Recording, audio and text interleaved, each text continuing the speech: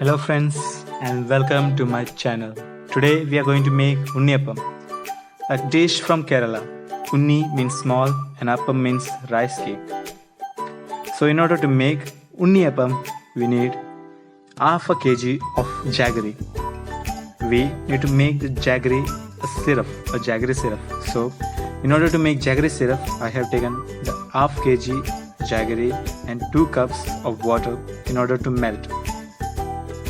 Before doing all the procedure for making Unniappam, always remember that you have to make the jaggery syrup first, so that the jaggery syrup is cooled down, is completely cooled when you are going to add it with the rice to make it into a batter.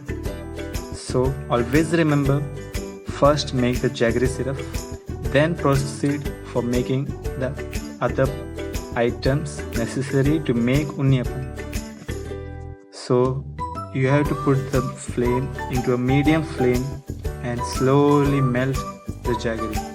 Once the jaggery syrup is ready, keep it aside and cool it. Now I have taken 4 cups of rice, the raw rice, and kept it for soaking at least for 2 hours. You have to soak the rice at least for 2 hours. Once the rice is soaked for 2 hours and when you touch and see, the rice easily breaks. So now everything is ready. My soaked rice and the jaggery syrup is ready. So now let's make the batter of it.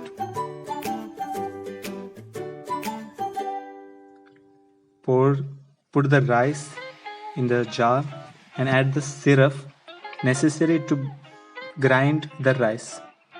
You have to make a fine batter. Now add 5 cardamoms. You can make the powder and add it later, or you can add it as I did now and make it a fine batter. Grind it to a fine batter without any particles of rice in it. Now you have to take 3 bananas. I have taken 3 bananas. Now add it into the batter and again grind it and make it to a fine paste. This banana is to add to increase the taste in the Unniappam. It's the main necessary thing.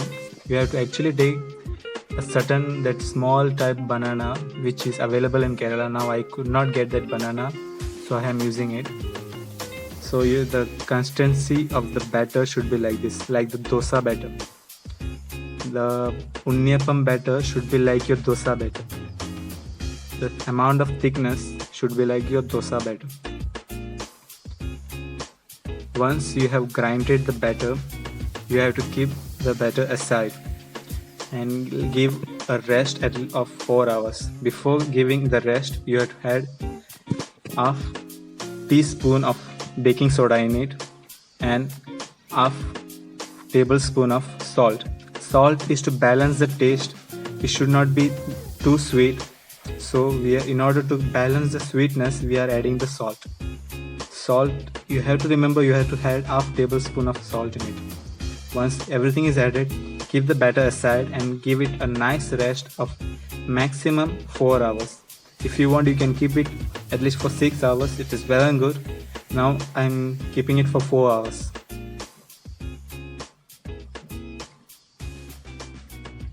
By the batter is getting rested, so let's roast the coconut.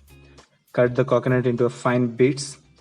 Now take a pan and add around 3 tablespoons of ghee in it and add the coconut and roast the coconut in the ghee till the coconut turns golden brown.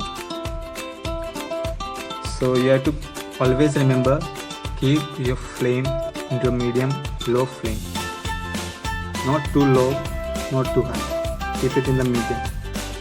Once the coconut turns golden, you will get a sweet and nice fragrance of the ghee and the coconut.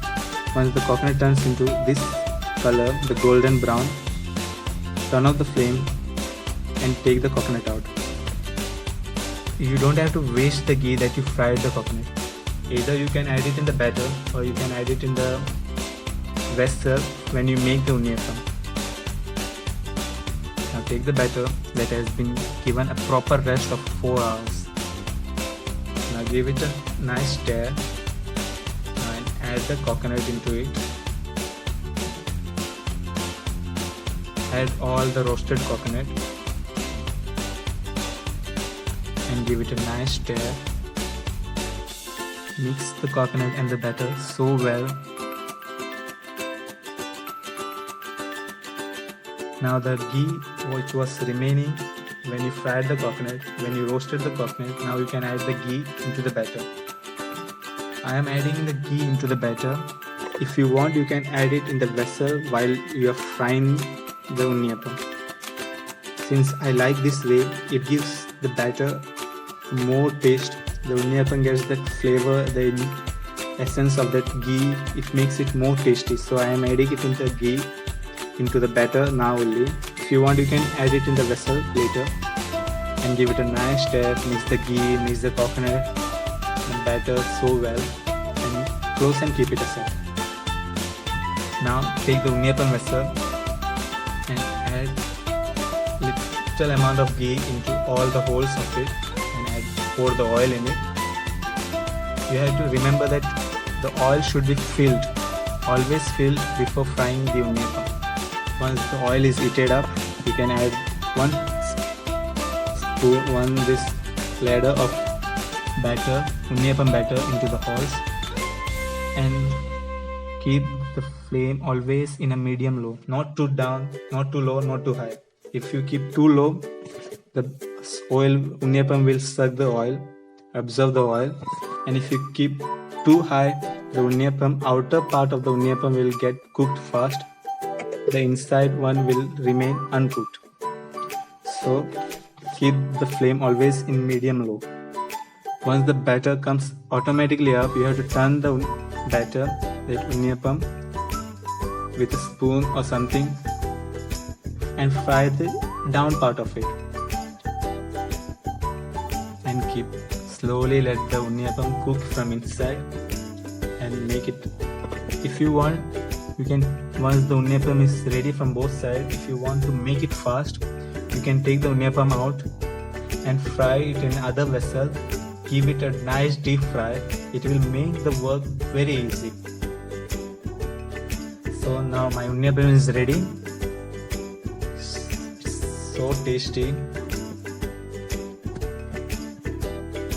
Don't worry when the unniappam doesn't come into the shape. Most probably it doesn't come. But don't worry about the shape, friends. Just taste it. When the thing is tasty, who sees the shape, right?